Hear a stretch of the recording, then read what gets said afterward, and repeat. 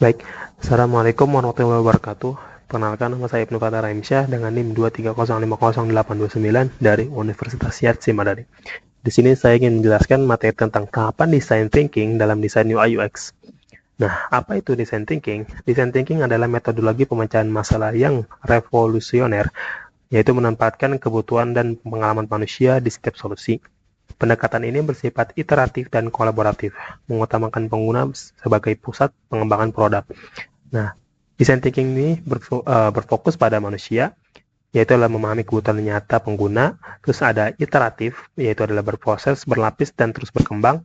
Terus ada 5 tahapan, yaitu adalah empathize, define, ideate, prototype, dan test. Nah, pada tahap 1, yaitu adalah empathize, memahami kebutuhan dan perasaan pengguna. Pada tahap ini memerlukan riset yang mendalam untuk menangkap esensi pengalaman pengguna. Desainer melakukan observasi langsung, wawancara mendalam, dan immersion ke dalam lingkungan pengguna untuk mengesampingkan asumsi dan menemukan insting autentik yang akan membentuk solusi. Nah, ada pun hal-hal yang perlu diperhatikan dalam empathize itu sendiri. Yang pertama adalah teknik observasi, yaitu mengamati perilaku pengguna dalam konteks yang nyata. Terus kedua ada wawancara yang mendalam, yaitu adalah menggali motivasi dan frustasi dari pengguna. Terus yang ketiga ada immersion, yaitu adalah merasakan langsung kehidupan dari pengguna. Next, visualisasi empathize dalam aksi. Desainer profesional mendengarkan dengan seksama, mengobservasi ekspresi wajah, bahasa tubuh, dan emosi pengguna.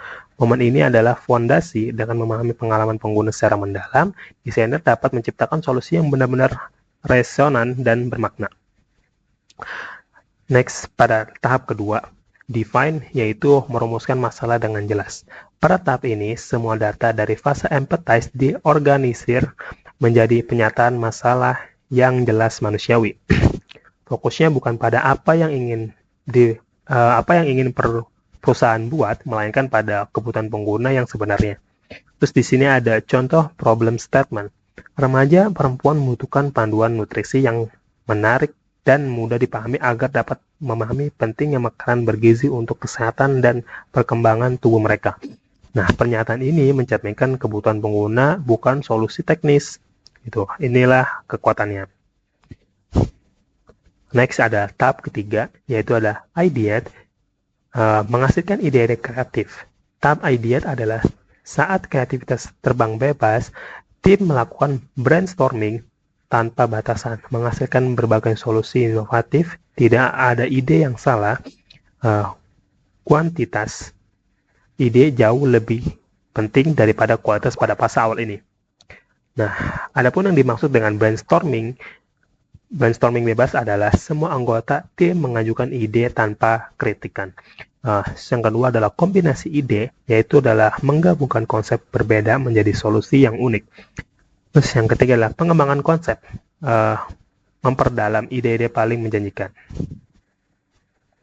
Terus ada ke tahap keempat, prototype, yaitu membuat model dan rancangan awal. Prototype adalah representasi nyata dari ide-ide terpilih, mulai dari wireframe sederhana hingga mock-up interaktif. Tujuannya adalah memahami aspek apa yang berhasil dan apa yang perlu diperbaiki. Prototype dibuat dengan cepat dan efisien, dirancang untuk diuji dan disempurnakan. Nah, adapun maksud dari wireframe adalah sketsa struktur dan tata letak halaman. Mockup adalah desain visual dengan warna dan tipografi. Terus prototype interaktif adalah simulasi alur pengguna dan interaksi.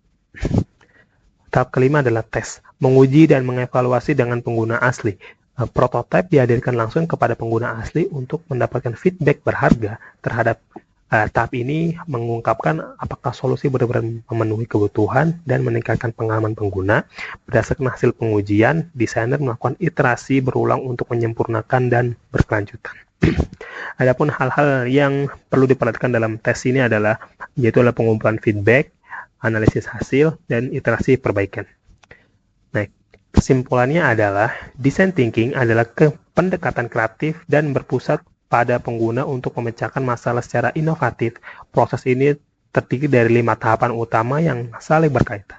Yang pertama ada empathize, yaitu adalah tahap awal untuk memahami kebutuhan perasaan dan pengalaman pengguna melalui observasi, wawancara, atau interaksi langsung. Tujuannya agar desainer benar-benar mengerti sudut pandang pengguna. Yang kedua adalah define. Informasi hasil empati dirangkum menjadi rumusan masalah yang jelas dan fokus, sehingga menjadi dasar arah solusi yang tepat. Yang ketiga ada ideate, tahap menghasilkan berbagai ide kreatif dan solusi alternatif tanpa batasan agar tercipta banyak kemungkinan penyelesaian masalah. Terus yang keempat ada prototype, yaitu adalah ide yang terpilih diwujudkan menjadi bentuk nyata atau model awal dari mock-up, wireframe, atau prototipe interaktif untuk melihat bagaimana solusi tersebut bekerja. Terus yang pada tahap terakhir adalah tes, yaitu prototipe diuji kepada pengguna untuk mendapatkan umpan balik atau feedback yang mengguna dalam menyempurnakan desain sebelum diterapkan secara final. Terima kasih.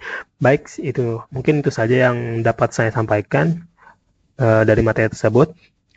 Billahi taufiq wal hidayah. Wassalamualaikum warahmatullahi wabarakatuh.